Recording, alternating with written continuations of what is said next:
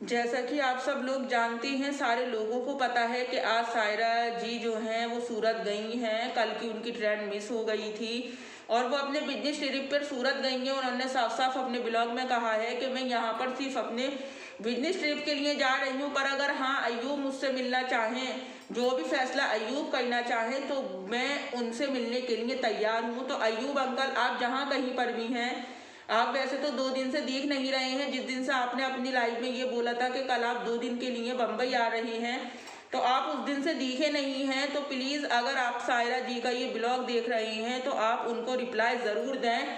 और जितने भी ये मुद्दे उठ रहे हैं, जितनी भी ये बातें बन रही हैं, तो प्लीज़ इन सब बातों को आपस में मिलकर, आपस में बैठकर सुलझाइए। जब तक आप दोनों इन सब बातों को नहीं सुलझाएंगे तो फिर ये आपकी बातें किस तरह से सुलझेंगी, लोग किस तरह से ये मतलब इन मुद्दों को उठाना बंद करेंगे, लोग किस तरह से आपके बारे में बातें करना बंद करेंगे।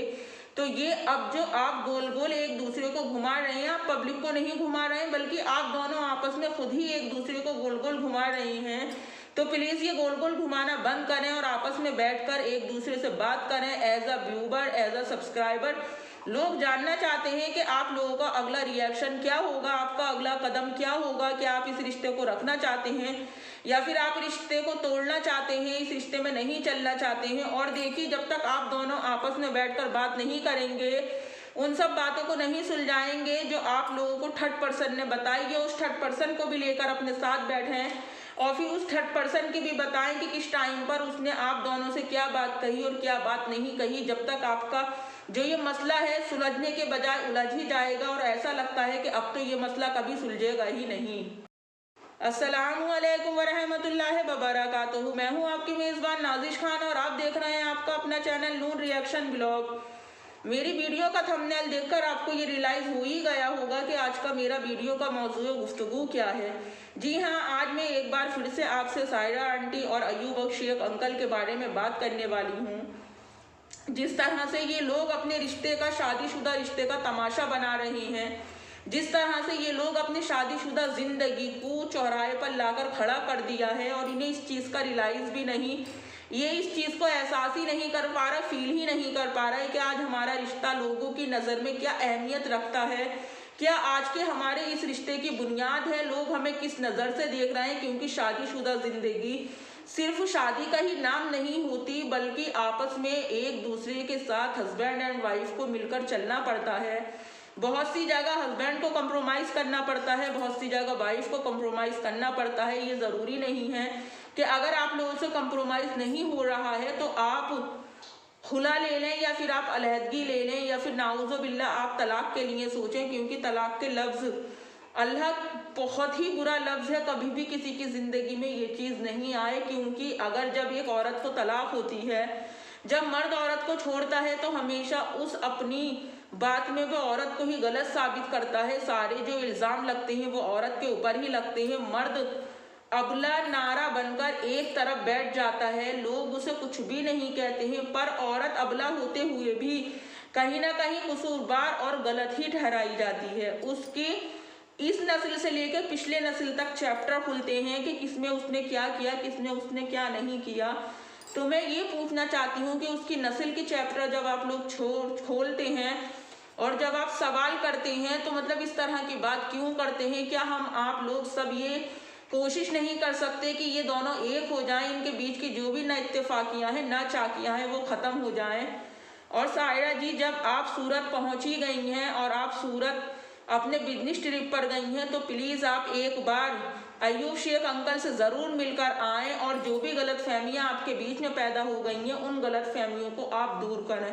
देखिए, शादीशुदा ज़िंदगी में हस्बैंड का ये कहना है कि तू मेरी पिपूड़ी मत बजा, मैं तुझसे अब कोई रिश्ता नहीं रखना चाहता, अब तू मेरी ज़िंदगी में वापस मत आना, मैं नहीं जानता कि तू कौन है। तो यहाँ पर मैं अयूब शेख अंकल से सवाल करना चाहती हूँ कि आपने जब शादी की थी, जब आप इस रिश्ते में बंधे थे, दो परिवार एक हुए थे, दो फैमिलियों ने एक दूसरे को पहचाना था, तो क्या अयूब शेख अंकल ने ये शादी इस दिन के लिए ही की थी कि मैं आने वाले फ्यूचर में, मतलब इन फ्यूचर, इस शादी को ख़त्म कर दूंगा और मैं अपनी बीवी को लाइव में बैठ कर इस तरह की बातें करूंगा।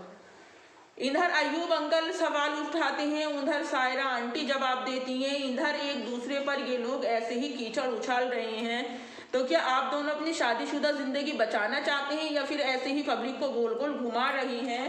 अब प्लीज आप दोनों पब्लिक को घुमाना बंद करें और अब अपने रिश्ते के लिए आप स्टेप लें, और वो स्टेप जब तक आप दोनों एक साथ नहीं बैठेंगे वो कभी भी नहीं लिया जा सकता, क्योंकि हम लोग वीडियो के जरिए से कितना भी आप दोनों को समझा लें पर करना तो आप दोनों को वही है जो आप दोनों चाहते हैं। अब अयूब शेख अंकल ने कहा कि सायरा आई थी, मेरे दुश्मनों से मिली और चली गई, वो मुझसे नहीं मिली। तो इस बार वो सूरत गई है, सामने से कह रही हैं कि वो आपसे मिलना चाहती हैं, वो अपना काम पूरा कर लें फिर उसके बाद वो आपसे मिलेंगी। तो अब आप लापता हैं अयूब शेख अंकल, आपका पता ही नहीं है, 2 दिन से तो आप कहीं देख ही नहीं रहे। फिर वो औरत वापस अगर बम्बई के लिए निकल जाएगी तो फिर एक मुद्दा उठेगा कि सायरा अयूब से नहीं मिली, सायरा भगोड़ी है, सायरा झूठी है और वो अयूब शेख से मिलना ही नहीं चाहती। तो प्लीज जो लोग भी इन सब बातों को जज कर रही हैं तो वो एक बार ये सोचें कि वो औरत इस बार सामने से कह रही है कि मैं अयूब शेख से मिलूंगी, पर इस बार अयूब शेख अंकल का पता ही नहीं है कि वो कहाँ चले गए कहाँ नहीं गए। तो प्लीज आप जहाँ कहीं भी हैं, मेरी आपसे रिक्वेस्ट है अयूब शेख अंकल, आप सायरा आंटी को कांटेक्ट करें और आप उनसे मिलें, और जो भी गलत फहमियाँ आपके बीच में पैदा हुई हैं प्लीज उन सारी गलत फहमियों को दूर करें। और जो भी थर्ड पर्सन ने आपके बीच में गलत फहमियाँ फैलाएंगे, क्योंकि सायरा आंटी कहती हैं मैं सूरत गई तो मुझे बहुत सारी बातें सुनने को मिली। यहाँ पर मैं आपसे ये कहना चाहूँगी कि अगर सायरा आंटी आपने 50 बातें सुनी हैं तो उसमें से सिर्फ 10 को ही सच समझना और जो 40 है उनको हमेशा झूठ समझना, क्योंकि वो 10 बातें में 30 बातें इसलिए इंसान डिवाइड कर देता है कि जब तक हमारा अपना सामने वाला वो 10 बातों का मुद्दा नहीं उठाएगा तो फिर वो 30 बातें आगे उसे जोड़ने के लिए जो थर्ड पर्सन होता है फिर कहाँ से मिलेंगी। और यही सवाल मेरा अयूब शेख अंकल से है कि किसी की बातों में ना आए, अपने रिश्ते को बचाएं। देखिए जब आप दोनों ने शादी की थी एक दूसरे से पहले फ़ोन पर बात की थी, पहले एक दूसरे को जाना था, एक दूसरे को समझा था, तो क्या आप लोगों ने इतना ही समझा था कि आप लोगों ने शादी इसलिए ही की थी कि आने वाले कल में हम अपनी शादी को तोड़ देंगे? कुछ लोगों का कहना है कि आप लोग फेम हासिल करना चाहते हैं, आप पब्लिक सिटी के लिए इतना सब कुछ कर रहे हैं, आप लोगों को गोल गोल घुमा रहे हैं। तो प्लीज़ उन लोगों का भी आप मुंह बंद कर दें, और आपको जो भी स्टेप लेना है प्लीज़ वो साथ रहने का है तब और अलग होने का है तब, एक बार आपस में मिलकर ज़रूर बात कर लें।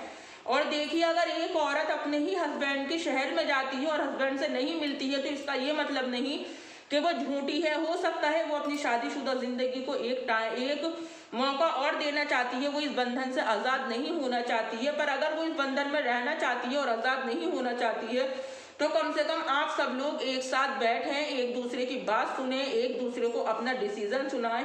और ये सारा बवाल जो है उन 15 लाख रुपयों के पीछे हो रहा है जो रेहाना खान बॉस के थे। जैसे कि सायरा आंटी आपने कहा कि माहिम पुलिस स्टेशन में हमारे ऊपर जो है एक गलत इल्ज़ाम लगाया गया, गलत इल्ज़ाम परोसी हुई हमारे ऊपर। तो अगर वो इल्ज़ाम गलत है, देखिए आप 3 लोग हैं, एक रेहाना खान बॉस, एक सायरा सत्तानी और एक अयूब शेख।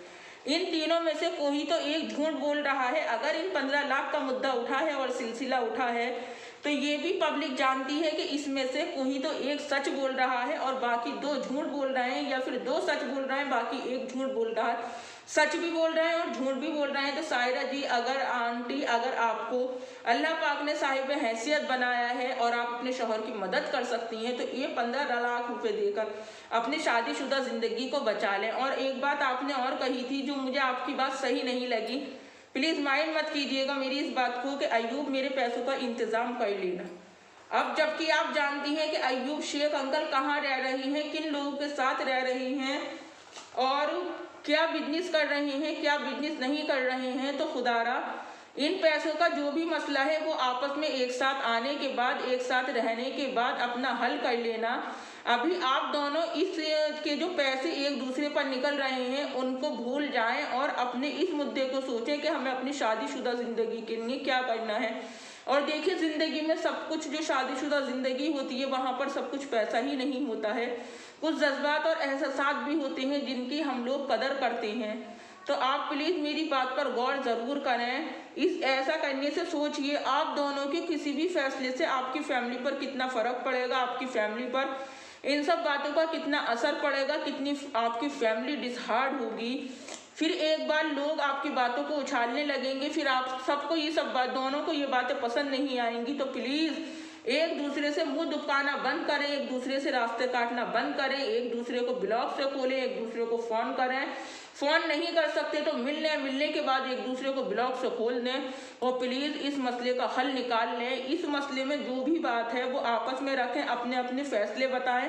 अगर आप दोनों साथ चलना चाहते हैं तो बेशक साथ चलें, और मैं यहाँ पर यही सजेशन दूंगी कि आप दोनों उम्र के इस पड़ाव पर खड़े हैं कि आप दोनों का साथ चलने में ही भलाई है, ना कि अलग होने में। और प्लीज़ अगर आप मेरी वीडियो देखती हैं और सुनती हैं तो प्लीज़ गौर ज़रूर कीजिएगा मेरी बात पर, और खुदारा अपनी ज़िंदगियों का तमाशा बनाना, अपने घरों का तमाशा बनाना, अपनी बातों का तमाशा बनाना, अपनी फैमिलियों का तमाशा बनाना आप बंद कर दें और अपनी ज़िंदगी में कोई ना कोई स्टेप ज़रूर लें। और मैं अपनी वीडियो को यहीं पर ही एंड करती हूँ। अगर आप सबको मेरी वीडियो पसंद आती है तो लाइक करें, नहीं पसंद आने की सूरत में डिसलाइक करें, और सब्सक्राइब करके बेल प्रेस करना नहीं भूलें। नेक्स्ट वीडियो में आपसे मुलाकात होगी, तब तक अपना और अपनों का ढेर सारा ख्याल रखें और कमेंट्स में अपनी राय ज़रूर दें। अल्लाह हाफिज़।